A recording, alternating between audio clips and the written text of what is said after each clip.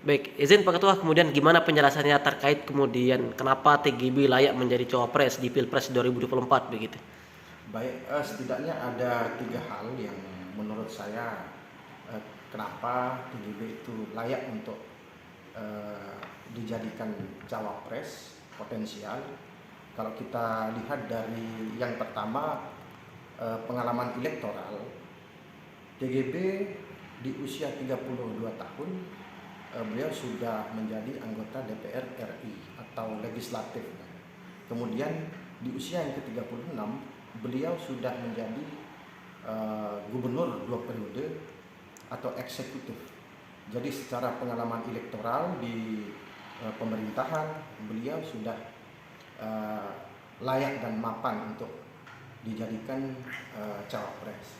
Kemudian yang kedua, dari segi potensial election atau potensi elektoralnya, beliau sudah cukup lama silaturahmi ke semua daerah yang ada di Indonesia. Bahkan TGB periode yang lalu pun muncul dalam bursa Pilpres, meskipun memang ketika itu memang masih belum ada partai yang meminang beliau. Namun sekarang kenapa TGB ini memiliki potensi yang bagus di dalam cawapres. TGB sekarang dengan posisi sebagai ketua dewan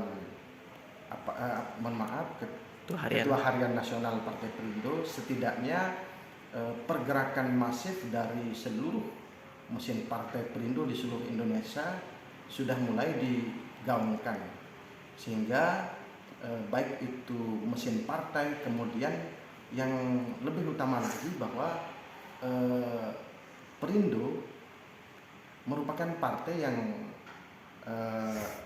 salah satu pemilik atau pemilik partai yaitu Haritano yang merupakan pengusaha media, sehingga akses untuk TGB diperkenalkan ke seluruh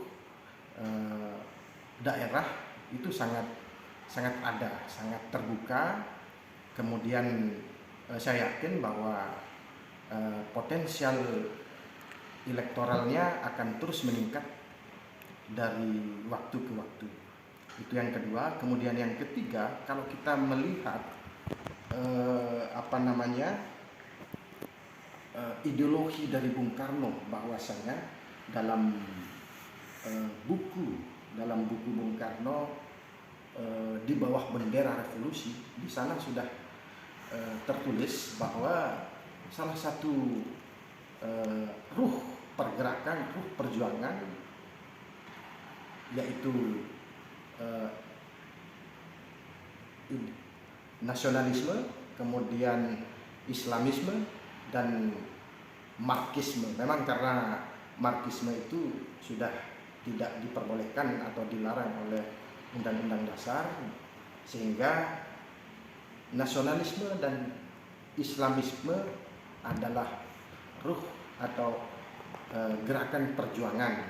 Dan saya rasa kalau kita komparasikan dengan Pak Ganjar itu kan seorang tokoh yang nasionalis.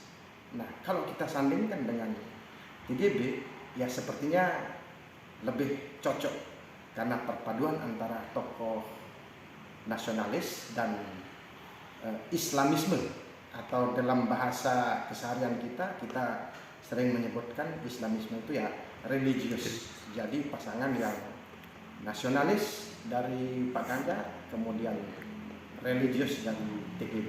Dan kita juga dari Partai Perindo, dari tingkat DPP sampai tingkat DPD sampai kepada tingkat ranting, kita terus selalu berkoordinasi dan terus menyuarakan bahwa salah satu kader terbaik bangsa, atau lebih khususnya kader terbaik Partai Perindo, semoga dipercaya oleh